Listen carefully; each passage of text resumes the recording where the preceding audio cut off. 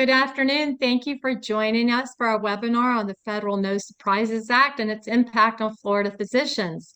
We are all with Garfunkel Wild, and we are a law firm that is focused on healthcare exclusively in the business of healthcare and the needs that our clients, whether they are providers or practitioners, might have. Joining me today is Debra Silverman. She's in our New York office along with Alison Schimel, who's also in our New York office. And just a little bit about Debra. She's the chair of our managed care group practice. She represents hospital systems, teaching in community hospitals, faculty practice plans, physician group practices, with an emphasis on managed care contracting, healthcare delivery networks, accountable care organizations, clinical integration, physician arrangements, antitrust, and regulatory matters. So if you have any questions about ACOs or contracting with managed care companies, Debra is your person to go to. And she is an expert extraordinaire in my mind. And also joining us is one of our associates, Alison Schimel. She works alongside Debra, and she advises clients on a host of general commercial and regulatory matters, including in the managed care space, and focuses on counseling clients with respect to managed care contracting and healthcare delivery models. And then there's me. I am a former Medicare auditor. I also was a healthcare financial consultant and been with one of the big four accounting firms, which is when I decided I should be a lawyer. And my practice is focused on healthcare, mergers and acquisitions, and it's also focused on Medicare and Medicaid audits, licensing defense of practitioners and of entities, and also some tax advice should you need it. I not only hold a Juris Doctorate, but I hold a master's in tax law. So with that introduction, let me go over our agenda really quick. Oh, and one other thing. We have offices in 6 locations, 2 in New York, 1 in New Jersey, 1 in Connecticut, and 1 in Washington, D.C. So we are well equipped to handle most questions that come up for practitioners who are in multi-states, and we're very well equipped to handle federal questions, which come up routinely in the healthcare space. We have 40 plus years of experience. We have over 85 lawyers, and again, as I mentioned, 6 offices. And I will tell you, it is a great group. I'm newer to the group, been there about a year and a quarter, and very happy to be part of this outstanding organization. Today's agenda, we're going to give you a brief overview of the No Surprises Act. Then I'm going to talk a little bit about the Florida statute because Florida has its own No Surprises Act. We'll go into the dispute resolution process as it's under the federal law. We'll talk to you about good faith estimates that you might have to give your patients. And then we're going to handle any questions that you might have that come up during this webinar or that you sent to us prior to this webinar, and we do have a few of those. So with that, let's get started. And I'll defer to Alison at this point. Hey everybody, thanks for joining. So the Federal No Surprises Act is a series of consumer protections that became effective January 1st, 2022. And the intent of the NSA is to fill gaps where state laws do not protect patients from common surprise bills, such as balance billing by out-of-network providers in emergency, post-emergency, and certain other situations. The NSA is not intended to replace state laws, but rather it's meant to complement and expand upon them. So in the vast majority of situations, if a state law previously applied, it will continue to apply. So what gaps is the NSA intended to cover? The first gap is patients with self-funded insurance plans, federal employee health benefits, and others that may have fallen outside of state jurisdiction previously. It also covers uninsured patients or self-pay patients. But since the NSA is meant as a gap filler and Florida does have its own law addressing surprise bills, before we get further into the federal side, we're going to shift over to the state side, and Susan can walk us through how Florida state law addresses this. Great, thanks so much. So the Florida No Surprise Billing Act, applies when a patient receives services from an out-of-network provider. In other words, they're not being able to get their services from someone that is, contracted with their health plan to provide healthcare to them. So now network provider can be, almost any practitioner that you end up having to go see kind of unexpectedly, usually for emergency services. So we're typically looking at hospitals and ASCs and urgent care centers, but out-of-network providers can also be physicians and other practitioners, and we'll get into that. So these apply to policies that are delivered or issued to Florida persons, and are typically PPO or EPO or HMO policies. And EPO, for those of you who don't know, means exclusive provider organization. The insurers are solely liable for payment of fees to an out-of-network provider if the subscriber has a covered emergency service in a facility that is out of network. And by that, we mean a hospital or an ASC, an urgent care center. There also is coverage for non-emergency services that are provided in a network facility. But when you're getting your services in that network facility, someone who is out of network, a practitioner is out of network, assists with your care, like a radiologist or an anesthesiologist. They may not be in your health plan's network, but you're at your health plan's hospital and you're there to maybe have a procedure. And this is the group the hospitals put together, a group of practitioner hospitals put together, and all of a sudden one of them is not in network. So what happens then? Well, that's where Florida No Surprises Act comes in. That out-of-network provider can't balance bill you, and so that protects the patient. And of course, these laws are meant to protect the consumers and the patients. The services have to be provided in accordance with the health insurance policy's coverage terms. The insured patients are responsible only for their out-of-pocket costs that are described in their contract with the health plan. That would be their deductibles or coinsurance, or maybe other amounts that are described in their health plan, such as a flat fee for emergency services when you go through an emergency department. Reimbursement to the out-of-network providers in an HMO are set by statute. And so the health plan is either going to pay the lesser of the provider's charges or the usual customary provider charges for a particular community, or the charges that the HMO and the provider will agree on within 60 days of submittal of the claim. And then for PPOs or EPOs, the provider is going to be paid in accordance with the health insurance policy. And again, when you have services that are provided by out-of-network providers to patients that are covered by an HMO, PPO, EPO, the provider cannot balance bill the patient in these circumstances where there is either emergency services, covered emergency services, or non-emergency services where the patient ends up with a provider who is out of network because they didn't have a choice in who was going to render that care. Next slide. Okay. So what happens if the provider and the plan have a dispute over how much is being paid?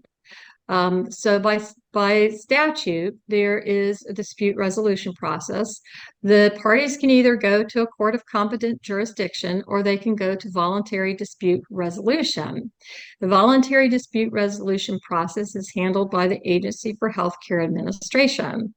The Agency for Healthcare Administration chooses an organization to be the resolution organization to review and consider claim disputes between providers and health plans. And then after they review the claim dispute, they recommend an appropriate resolution to ACA. One of the things to note is that once the resolution organization recommends an appropriate resolution to ACA. ACA actually cannot go back in and evaluate what the resolution organization has done. That it then has to go into rendering final agency action. It doesn't get to re-review. In other words, they're not looking at a recommended resolution. They're looking at the resolution determined by the resolution organization. When a provider and a plan have a dispute, they must file the claim and get resolution within 12 months after the final determination on the claim has been made. So there is a time limit. You don't want to wait too long if you have a problem and you want to try and see if you can get either more payment or on the provider side, or if the plan thinks, well, we've overpaid the provider and we need to take some of that back. The resolution organization, just like any other trier of disputes, can request supporting documentation from either party, and which must be provided within 15 days of the request, unless they allow for additional time. So either the plan or the provider can make an offer to settle the claim dispute, and at any time. If there is an offer to settle the claim dispute that is between 90 to 100%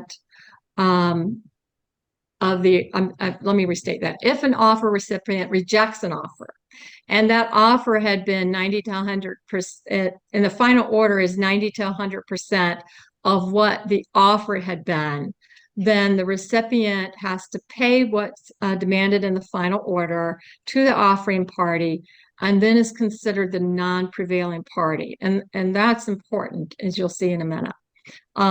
During their dispute resolution process, the parties can actually agree to settle the dispute at any time during the process and for any amount, regardless of whether an offer to settle was made or rejected.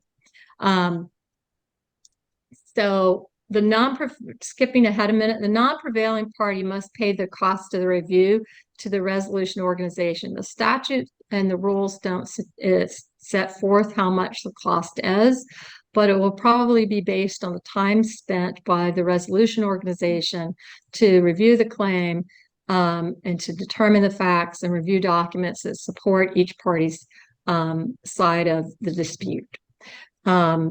The resolution organization reviews all the documents submitted. They make a determination.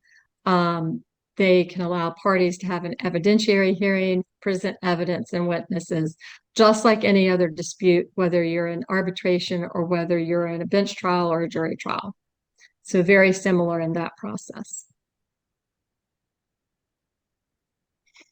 Well, I'll take it back over to the federal side now. So the federal NSA has several significant distinct components. First is the prohibition against balance billing an insured patient for services provided by out-of-network providers in certain circumstances. There are limited provisions allowing a patient to waive the protections of the NSA, but this includes strict requirements to provide an advance notice to and obtain consent from the individual. We'll get into that a little later. The NSA includes protections for uninsured or self-paid patients by requiring transparency regarding the expected costs of care.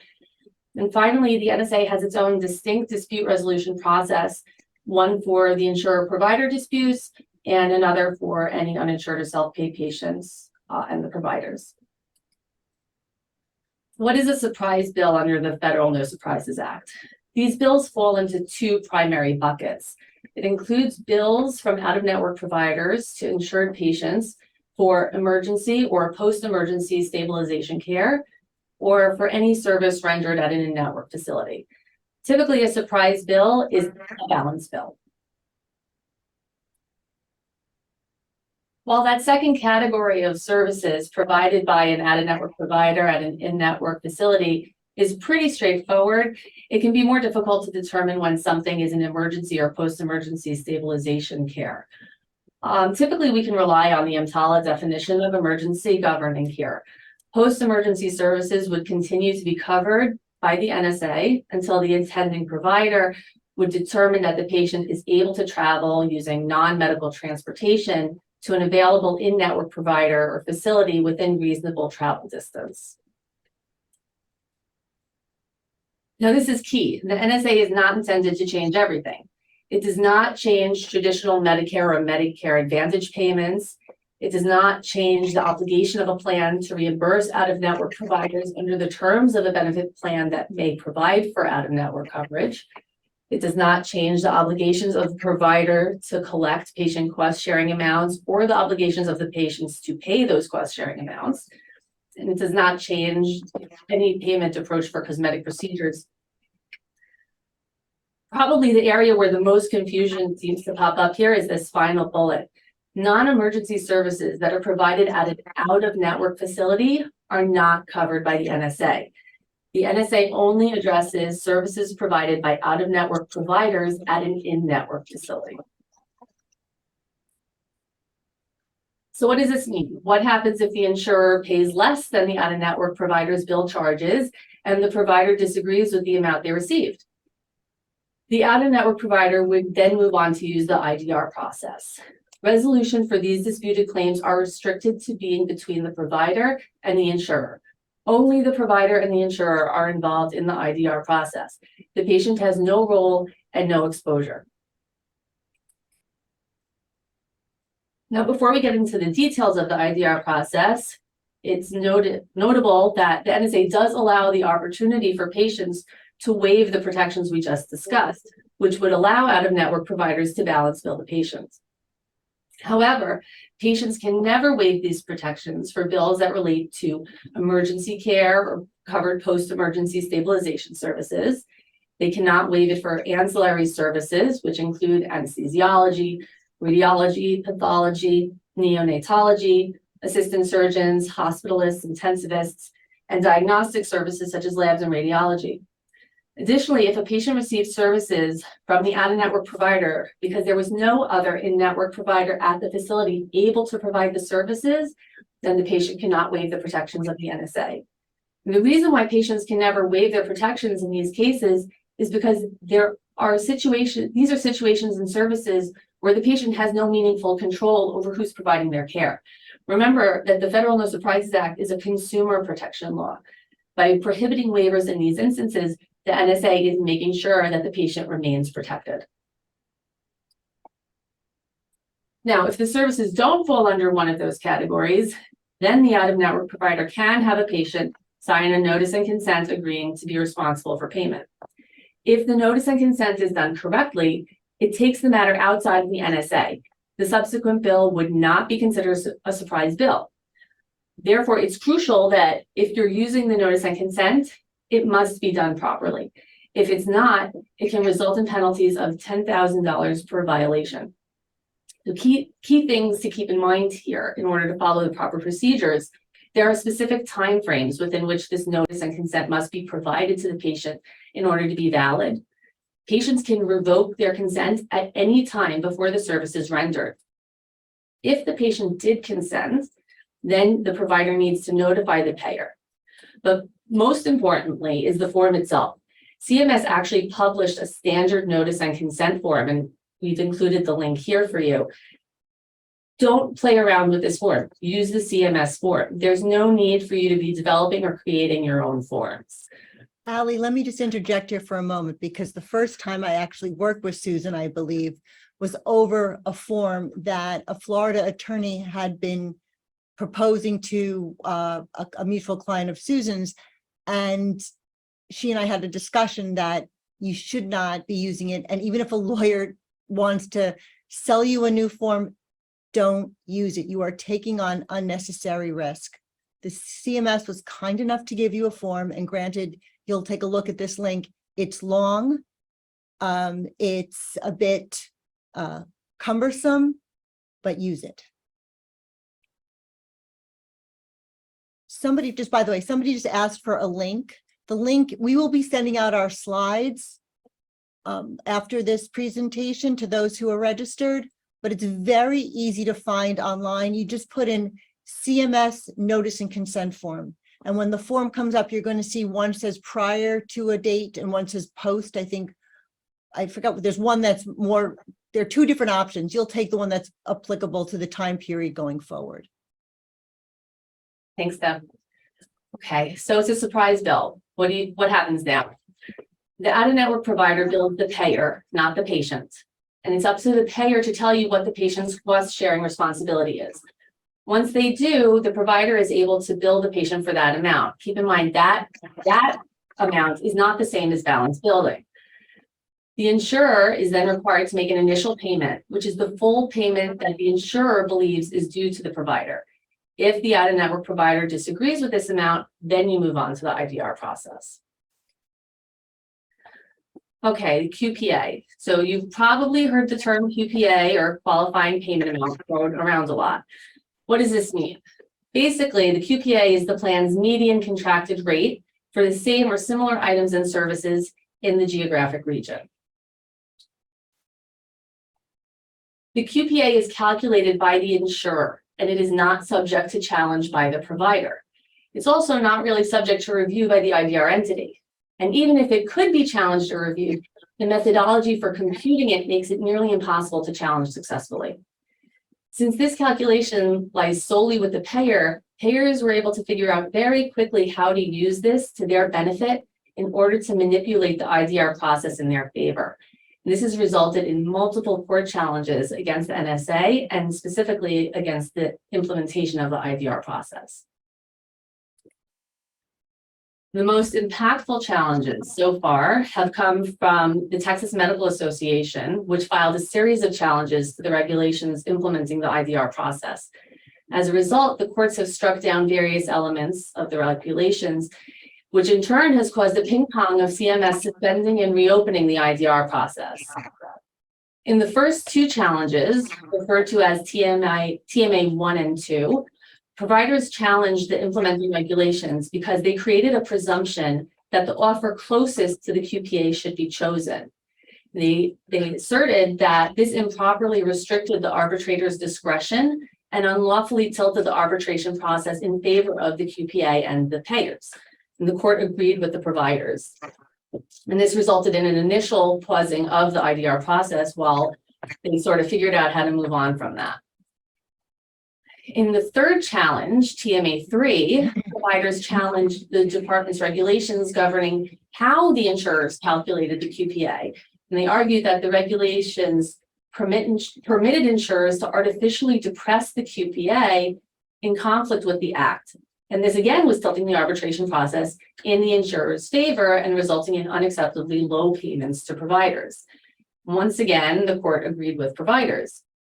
And finally, in TMA 4, providers challenged the increase of the IDR fee and the rules that were making it difficult to batch related claims for resolution into a single arbitration proceeding. And once again, the courts agreed with the providers. Each of these court decisions have led to temporary suspensions of the IDR process or pieces of the IDR process. Currently, the IDR portal is open for the initiation of new payment arrangement disputes.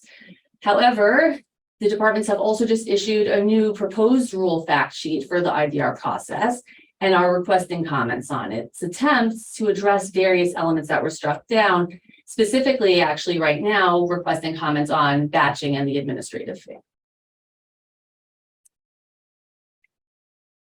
Okay, so now it's my turn to jump in here, and I'm going to talk about what we have under the federal IDR process, which you'll see is quite different from what you have in Florida. So as Ali said, the TMA, the Texas Medical Association, hence TMA decisions, have kind of chipped away at the IDR process and moved or basically kind of tilted the scales, which has been very heavily in favor of payers, slightly more towards the side of the providers, but we still have a very imperfect process.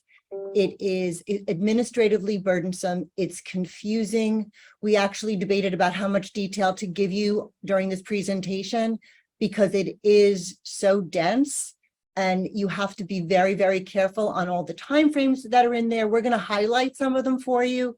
But again, it is not an easy process. Claims get bumped. So in fact, there was a lawsuit filed in the Eastern District of New York, a federal district, that basically essentially asked the court to basically do away with the entire IDR process. They said it was terrible. And the court was actually sympathetic in its decision, but they basically said, sorry, this is both a legislative and executive process, and they are not able to just dismiss it, out of hand. So that case was dismissed. So this is what we have. We have the IDR process. It is currently open. And essentially what it is, it's to resolve payments between out-of-network providers who perform emergency services or services in an in-network facility. And it's also, and this is very important, it does not apply where the patient has waived their protections under the NSA, meaning, did they sign that notice and consent form?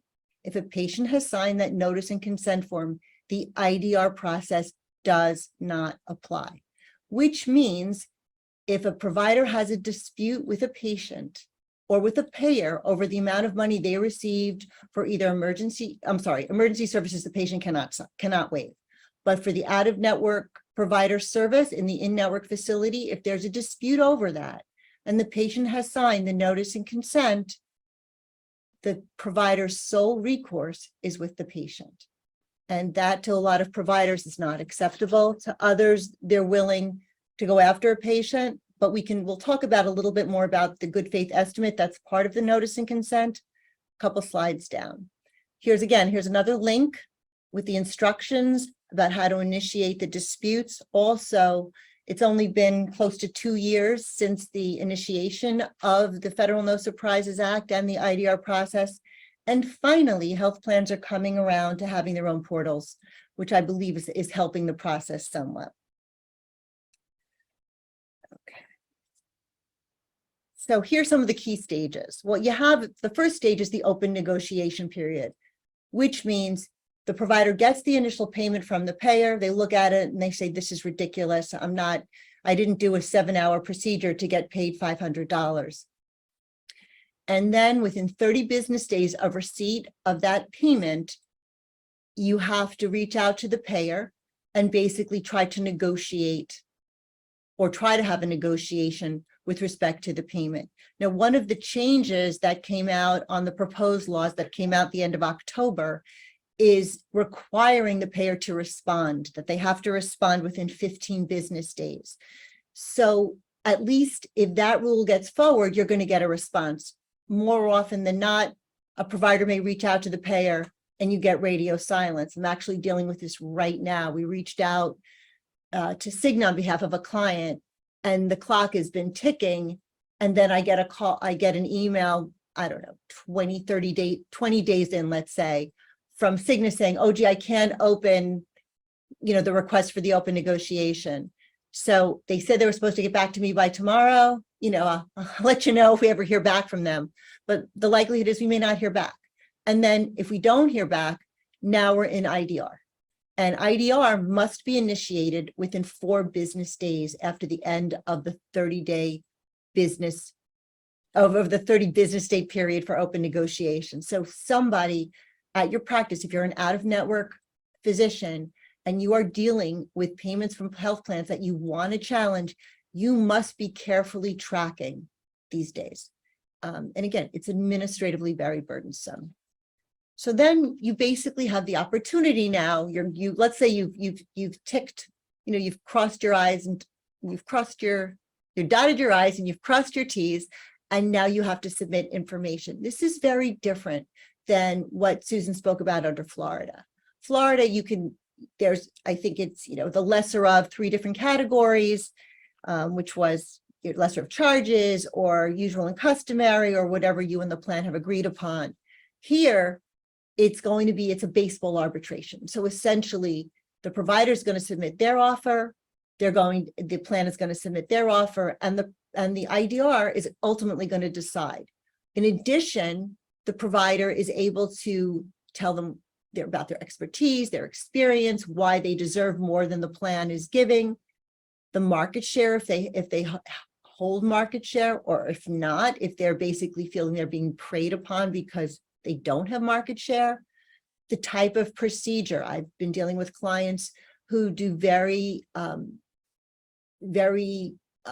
intensive 10, 12-hour surgeries for breast reconstruction, and the complexity and the acuity, what goes into those surgeries in the challenges that we've made for these payers. It hasn't been through IDR. It's actually, some of these predate the IDR, but we go into tremendous detail about just what it takes to do the procedure, teaching status, the scope of services that are being provided if we're dealing with a facility claim, the good faith efforts or lack thereof to try to enter into an agreement with the network. Sometimes networks are saying, we're closed. A physician may want to participate and they're saying, sorry, we don't need you anymore.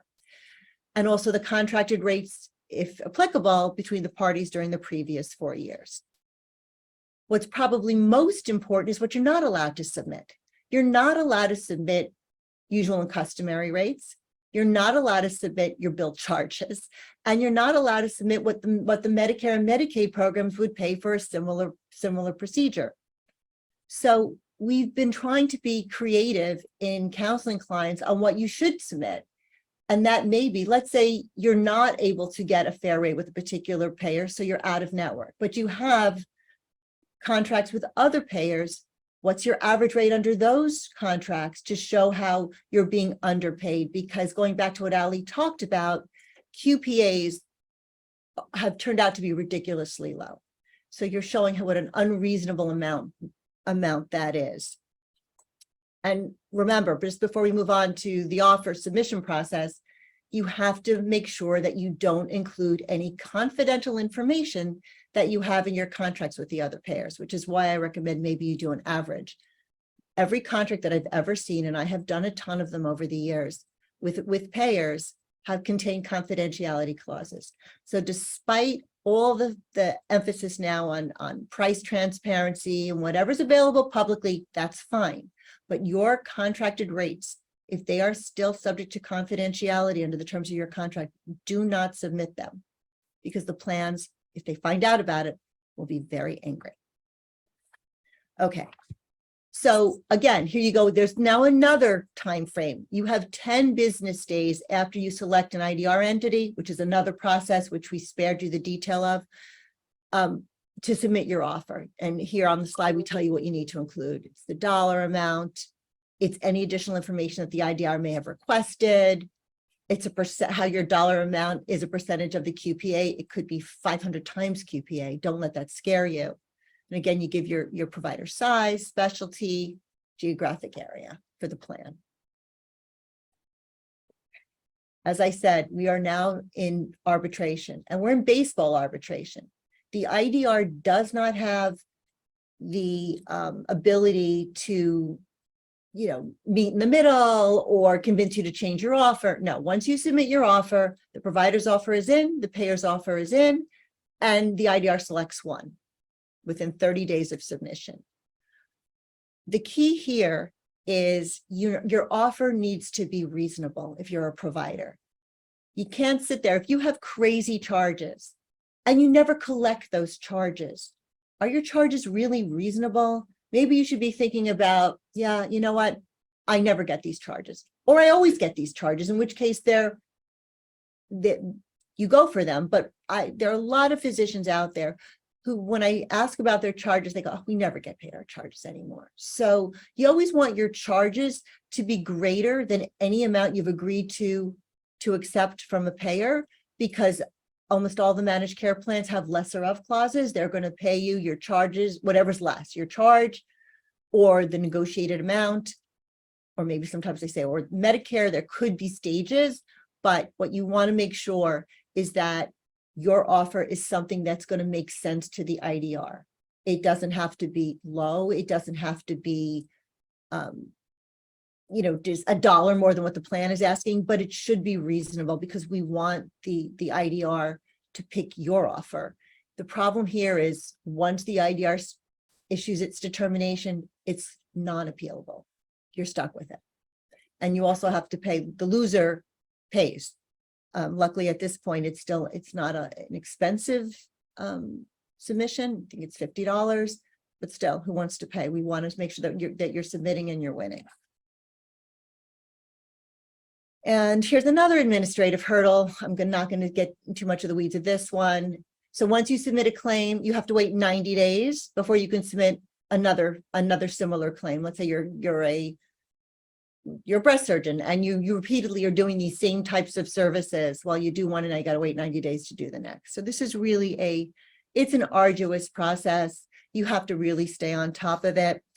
So let's talk about a couple more of the other pitfalls that I see. There's a lot of confusion as to what claims qualify for IDR. Biggest thing, if a patient has signed a notice and consent form, they're not under the IDR. If the service is an out-of-network physician at an out-of-network facility, claim doesn't apply to IDR.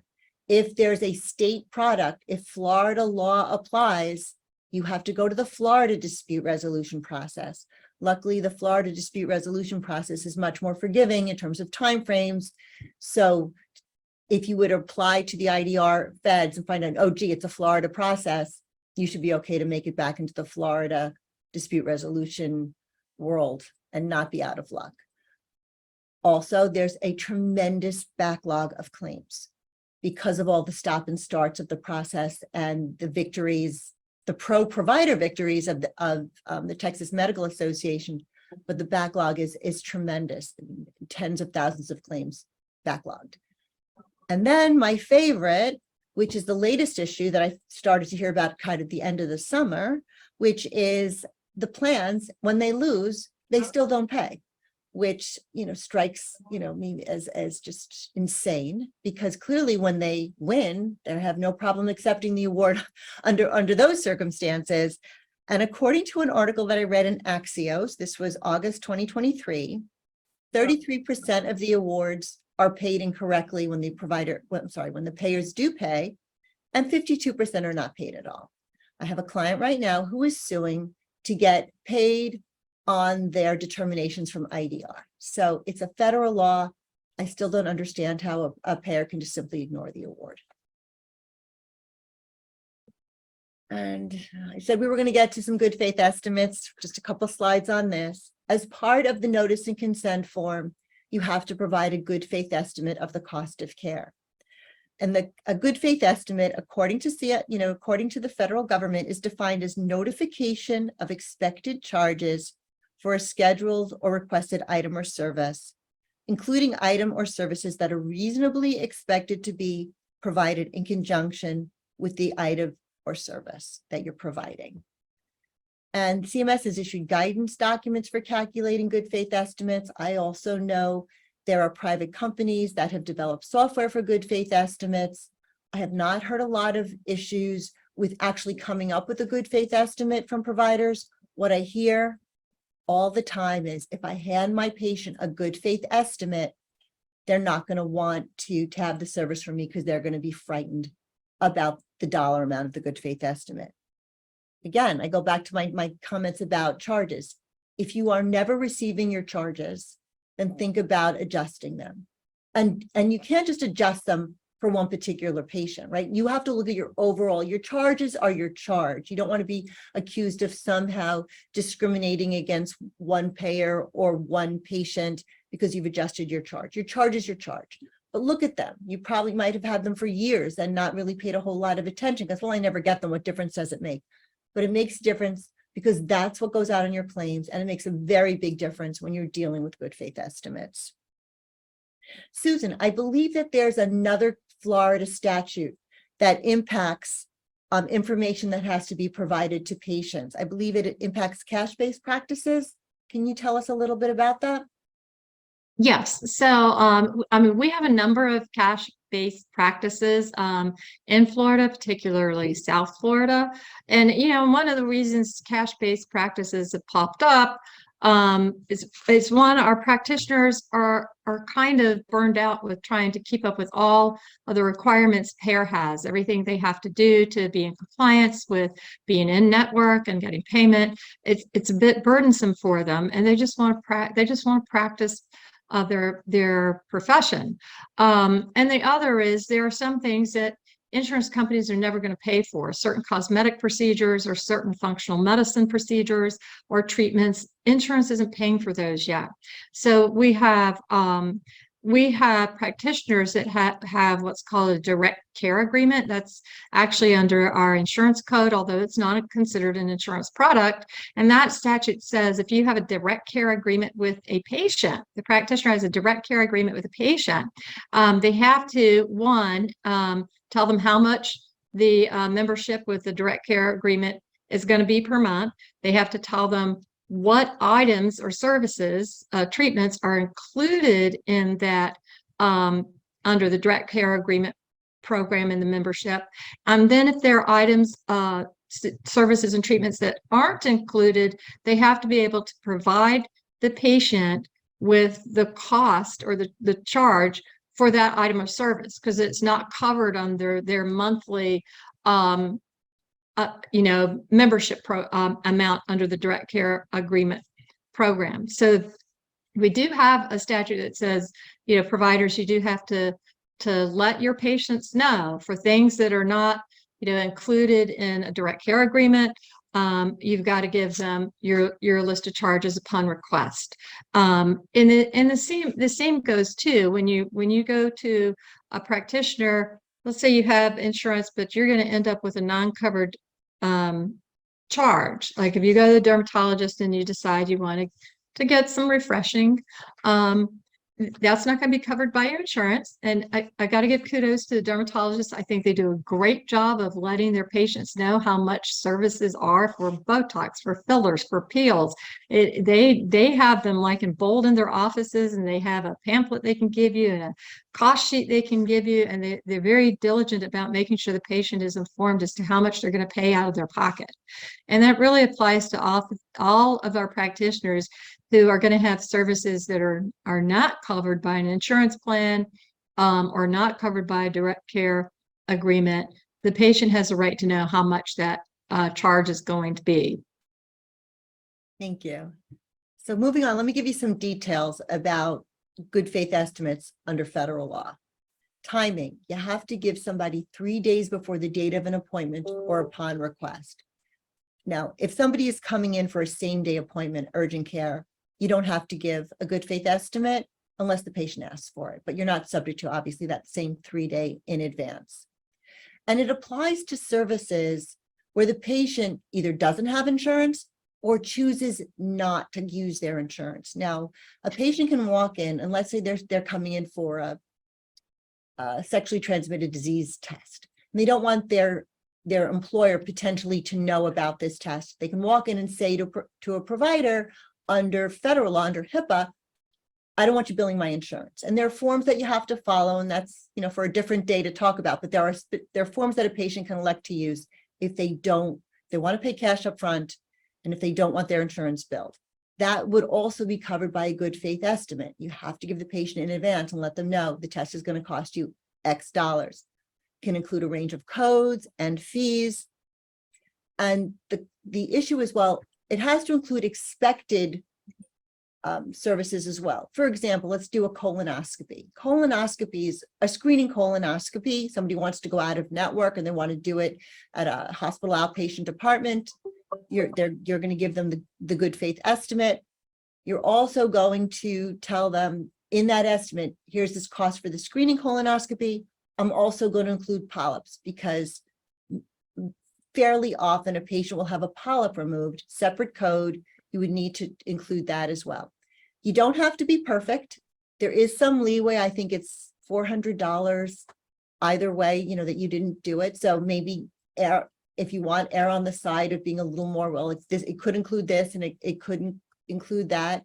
If you're not sure if you're supposed to be giving a good faith estimate, give it. It has to be included in the patient's medical record.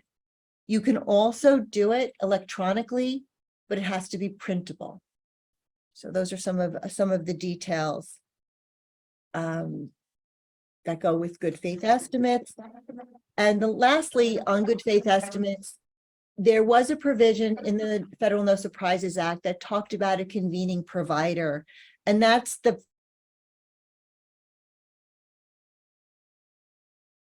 so if you're going to an ambulatory surgery center, it may be that you're going to be the one who's considered if you're the ambulatory surgery center, I should say, you're considered the convening provider. So you also have to take care of letting the patient know what other providers who are providing services during that procedure are doing. But this has kind of maybe gone on ice. There was supposed to be an effective date for enforcement as of 1/1/2023, and it's been delayed indefinitely by the federal government. And there really hasn't been a whole lot spoken about what's happening with the good faith estimates for multiple providers, but we thought we would let you know that it's out there and it could come back because it is part of the statute. It could come back and become effective down the road. So at this point, we are done with the substantive portion of our presentation, the slides that we've prepared for you. If anybody has questions, go ahead, type them into the chat box. We'll do our best to answer them. If you have questions that you think of after we finish, our email addresses are at, I believe, at the back of the slides, which we're going to be sending out. And feel free to, we have a website, look us up, reach out. Susan is head of our Florida office. Reach out to Susan, reach out to me, reach out to Ali. We're happy to help. But we did get a couple of questions prior to today. So let me just tell you that the first question was, in addition to the IDR process, what sort of other issues have you seen come up? And I'm assuming under the Federal No Surprises Act. And the big issue that I've seen is communication with the payers. So for example, let's say you've gotten the notice of consent from a patient. How do you tell the payer that you've gotten it and that they need to pay you, that you're allowed to balance bill? For the first, I would say year and a half, there was no means of communication. Now I am seeing portals that plans are actually putting up portals, which is making it a little easier because you have to let them know, you have to give them the notice and consent if the patient's responsible, etc. Second question, have you seen a transition as to how physicians, especially specialists, approach participation in plans? And my area of expertise is managed care, and I've been negotiating with managed care plans since managed care hit the East Coast in the 90s. I have never seen more movement for physicians who were out of network to come in network since the Federal No Surprises Act. It has been a game changer for participation. The plans have become much more aggressive in the rates that they're offering for participation. Negotiations have become much more difficult, and physicians are telling me they need to be in network. They cannot handle either the IDR process. Some do, and some do it well. Others have said, it's just too much. It's just too hard. I can't do it anymore. So it has really, while I think the federal government intended the NSA to protect consumers, but it's really been a bonus for the health plans, in my estimation. And Susan, I think this last question is more for you. It is, and I think we actually just discussed it because we were wondering, we were talking about when might there need to be a good faith estimate if you've got a cash-based practice in Florida, and we just went over that where we do have a number of cash-based practices, and again, oftentimes they may be med spas or they're functional medicine providers, but I also have cash-based practices in the family medicine area, and they typically use as direct care agreements, which set forth what services and items are included in that membership, and then what's not included that a patient would have to come out of pocket for.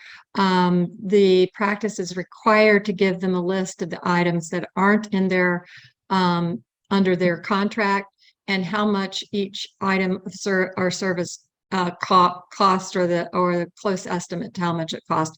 Most of them are putting in the actual cost to the patient, so the patient has a good idea of what they're going to pay in addition to their contracted amount under a direct care agreement.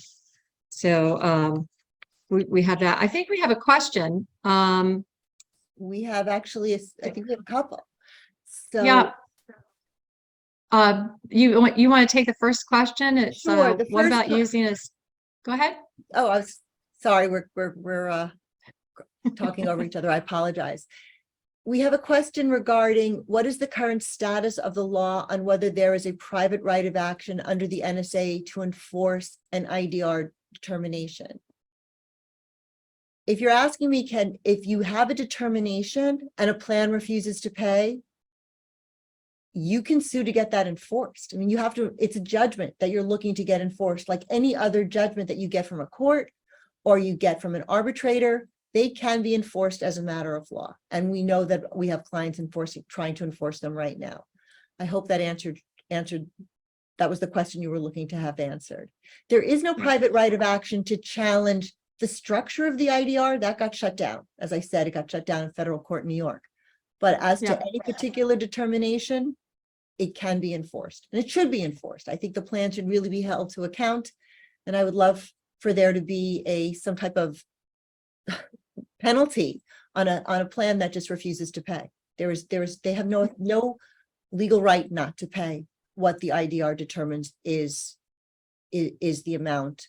In this case, in federal law, it would be what the provider had submitted as their offer. In Florida, we have under our resolution process, anything that the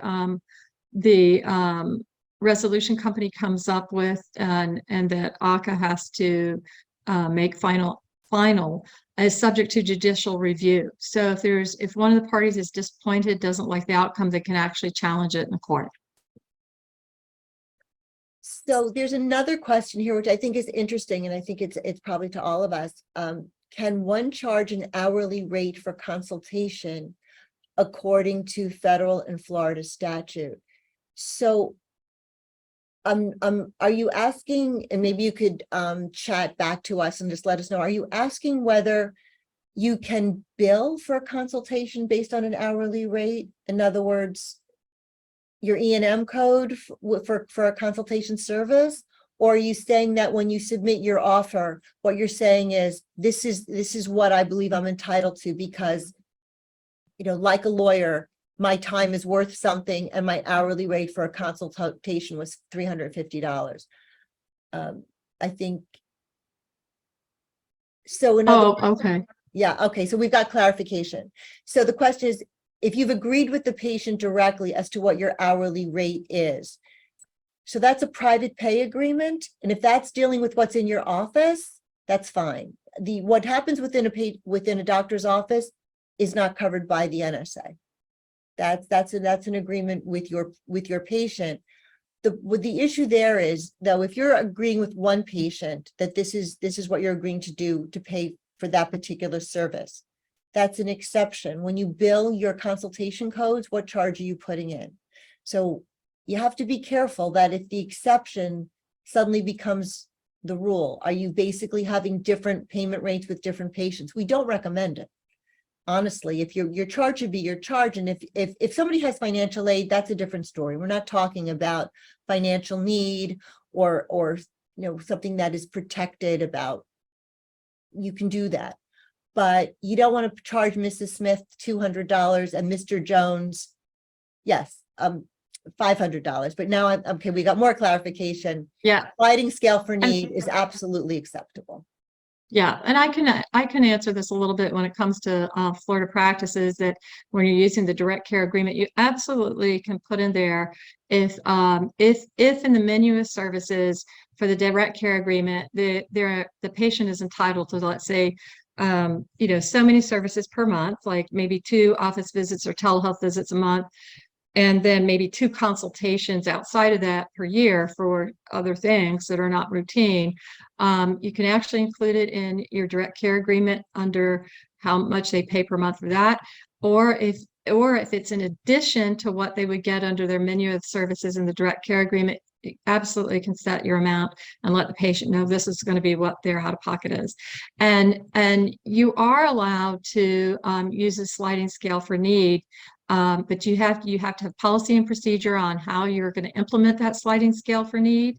You want to make sure that you adhere to it, because otherwise, if it looks like you're kind of ad hoc picking and choosing, it might look like you're trying to induce a patient to come over to you. So you really want to have policy and procedure that helps you determine how you're going to set up that sliding scale based on financial need. And those are, if you need help with those types of policies and procedures, we're happy to assist you with that. So I think we're coming to the end of our hour. Thank you, my presenters, and thank you, audience. We really appreciate you spending the time with us. And we're leaving you with a little present. If you go to the last page, we have put together this really workable, it looks a little overwhelming, but it actually works. It's a flow chart as to whether or not does the Federal No Surprises Act apply. And it actually does work, and I still use it. So with that, I wish you all a great afternoon. Reach out to us if you have any further questions, and we look forward to hearing from you. Thanks so much. Thanks for joining us.